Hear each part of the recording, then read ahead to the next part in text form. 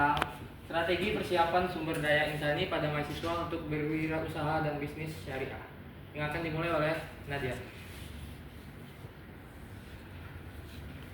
Baiklah, di sini ada gambaran pendahuluan di mana Indonesia itu menduduki peringkat kelima dunia dari tahun 2018 sampai 2020 dari data sumber Kompas BKPM.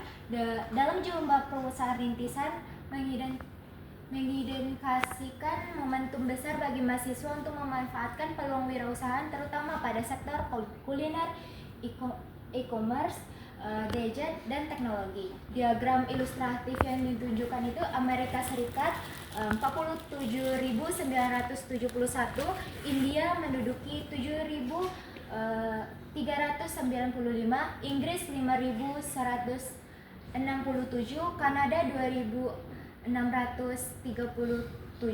dan Indonesia 2.218.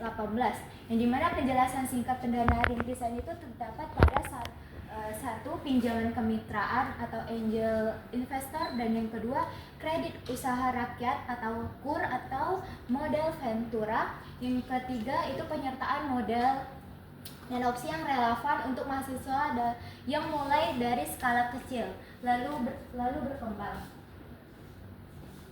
Nah, problem, ada masalah dan tujuan penelitian dari jurnal yang kami bahas, itu masalahnya jumlah lulusan tidak sebanding dengan lapangan kerja yang tersedia, mendorong mahasiswa beralih ke wirausahaan untuk menciptakan lapangan kerja dan mengurangi pengangguran. Tujuan penelitian jurnal yang kami review itu memberikan pengetahuan dan strategi pada mahasiswa agar mampu mempersiapkan sumber daya yang bertahan dalam bisnis sambil tetap aktif kuliah melalui deskriptif, sikap, dan praktik yang efektif.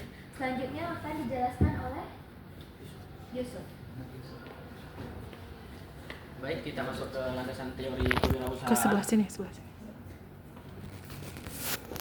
Kata entrepreneur berasal dari kata Perancis, yaitu dari kata entrepreneur yang dapat diartikan sebagai pengusaha. Secara makna, wira berarti pejuang atau pribadi yang mandiri, berani, dan menjadi pelopor. Maka wirausaha adalah seorang yang menjadi pelopor dalam menjalankan usaha di berbagai bidang sebagai agraris, manufaktur, pemasaran, dan jasa. Kewirausahaan diajarkan sebagai disiplin ilmu tersendiri karena memiliki teori dan metode yang luas, berfokus pada penciptaan usaha dan pertumbuhan bisnis, bertujuan menciptakan inovasi baru, serta berperan sebagai penghubung antara masyarakat dan pemerintah. Selanjutnya ada SDI, sumber daya insani, penekanan pada profesionalisme. Seseorang disebut SDI yang baik jika selalu siap, mampu, dan bersiaga mencapai tujuan organisasi.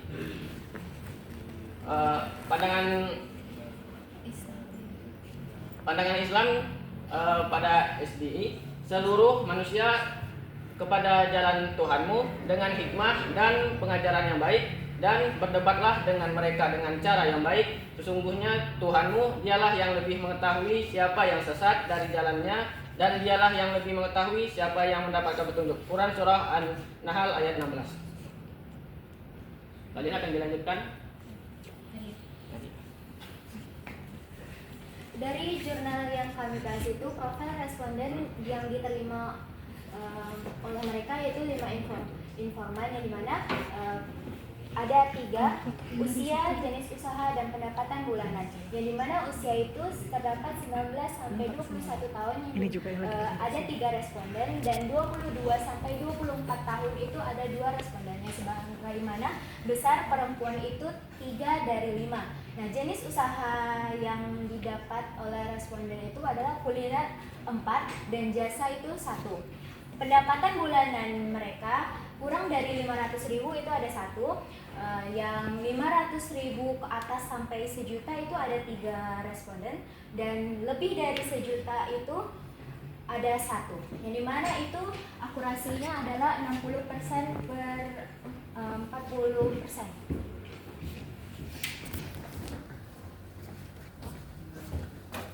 Selanjutnya saya akan menjelaskan sikap dan keterampilan apa saja sih yang diperlukan untuk berwirausaha. Yang pertama adalah etos kerja yang tinggi.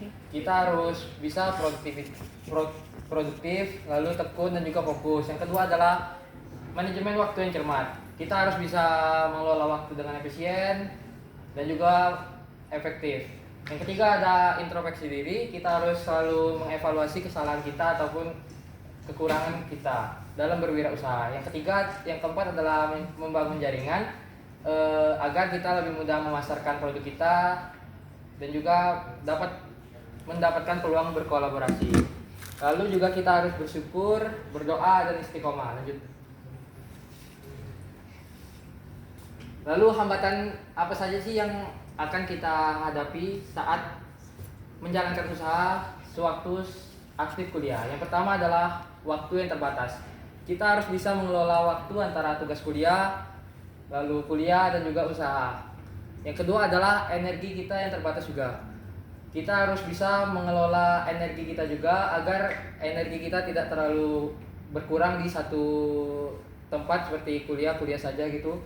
Lalu kita harus bisa kita akan banyak stresnya karena tekanan akademik dan juga masalah usaha. Lalu juga kita kesulitan untuk menjaga komitmen dalam berusaha. Lanjut.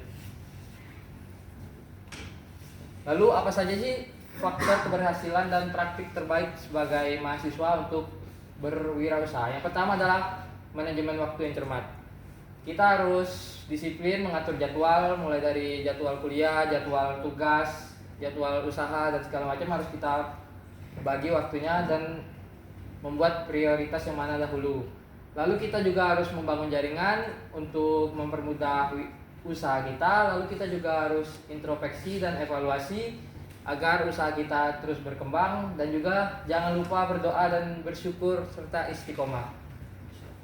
Selanjutnya akan dibahas oleh Apik.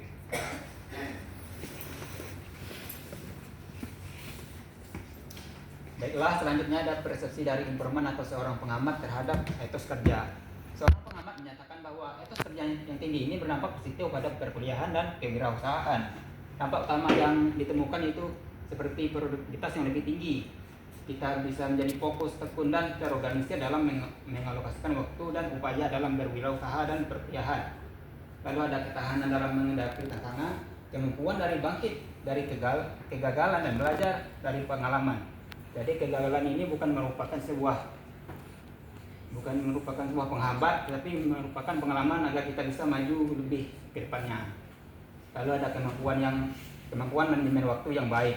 Kita bisa mengatur jadwal agar perkuliahan dan usaha itu seimbang. Terus ada kemandirian, inisiatif, pengambilan keputusan, dan pengelolaan usaha secara mandiri. Lalu kesimpulan dan rekomendasinya. Untuk kesimpulan, strategi mempersiapkan sumber daya insani bagi mahasiswa wirausaha dan syariah seperti etos kerja tinggi, manajemen waktu, introduksi jaringan, doa dan syukur serta komitmen. Nah, jadi ini perlu diterapkan agar bisa untuk mendukung keberhasilan usaha sambil tetap aktif dalam perkuliahan. 5. Informan tadi menyatakan etos kerja yang tinggi bisa membantu perkuliahan dan kewirausahaan berjalan dengan baik. Lalu rekomendasinya, mahasiswa disarankan untuk memantapkan tujuan dengan membuat jadwal yang terstruktur, terus berusaha seperti ikhtiar dan berdoa, dan bergabung ke komunitas kewirausahaan agar kita bisa mendapat jaringan yang lebih luas dan ilmu pengetahuan yang baru, serta bisa menjaga kesehatan fisik dan mental agar mampu konsisten menjalankan usaha dan studi secara bersamaan. Sekian dari saya, terima kasih. Baik, itu tadi penjelasan dari kelompok kami. Jika ada yang bertanya, silakan.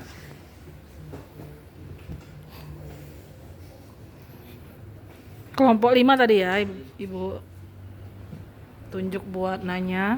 Silakan kelompok 5. Baik, Abian. Kelompok 5 ya? Ya. Oke.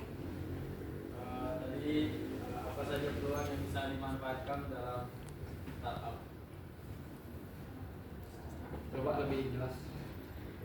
Jadi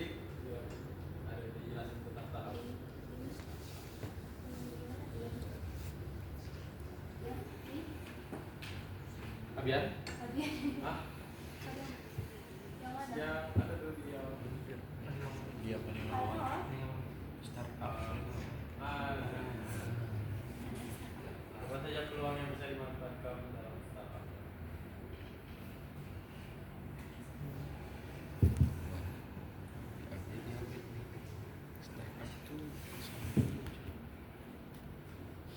Banyak nih film-film tentang startup ya. Banyak atau dikit? Yang jelas film Korea ada kan?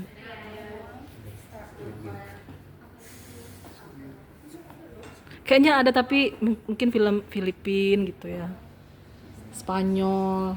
Kalau di Netflix kan segala negara ada itu. Baik, Abian. Saya akan menjawab pertanyaan Abian. Tadi Abian bertanya apa saja sih peluang startup, tergantung di negara mana dan di daerah mana. Lalu juga tergantung konsumennya. Misalkan kita di Unja ini banyak yang kekurangan kos dan juga kekurangan tempat untuk makan. Jadi kita mungkin bisa membuka wisata kuliner dan juga kos-kosan jika ada modalnya. Lalu jika dimanapun itu tergantung kebutuhannya. Intinya seperti itu. Coba ulangi pertanyaan Nabian tadi.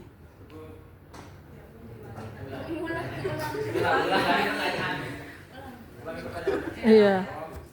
Apa saja Peluang startup.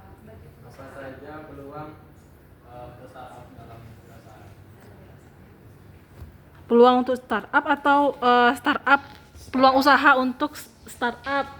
Kalau peluang untuk startup jawabannya tuh harusnya ikut kompetisi yang ada hadiahnya itu berupa modal gitu kan, ada ya, ikut komunitas. Kalau untuk mencari peluang relasi untuk berarti dia harus ikut forum-forum gitu ya. Tapi kalau misalkan yang dimaksudkan peluang usaha untuk startup, benar jawaban dari kelompok 2 tadi kan. Jadi pertanyaan Abian sebenarnya peluang apa nih? Kurang jelas juga tadi. Iya ya, secara umum aja ya udahlah. Nah, gimana? Oh, ada pertanyaan lagi? Kenapa orang-orang tuh banyak gagal di tahap awal? Oh, Tadi sudah kami jelaskan. Mungkin Abian kurang mendengar atau tidak mendengarkan sama sekali. waduh. Ini dia hambatan Keras saat nih. menjalankan wirausaha. Yang pertama ini khususnya untuk anak kuliahan yang kami bahas di sini. Yang pertama pastinya waktunya terbatas karena mengelola tugas antara tugas kuliah, usaha dan juga lain-lainnya seperti organisasi dan segala macam. Lalu energinya juga terbatas karena kita cuman punya waktu 24 jam, kita harus membagi untuk tidur, menjaga kesehatan, pola makan. Tentunya itu juga menguras energi. Lalu kita juga keseringan itu stres dan juga sulit menjaga komitmen. Gimana dia? Apakah jelas? Sudah. Apakah ada yang ingin bertanya lagi? Good. Jika tidak ada, terima kasih. Assalamualaikum warahmatullahi wabarakatuh. Waalaikumsalam warahmatullahi wabarakatuh.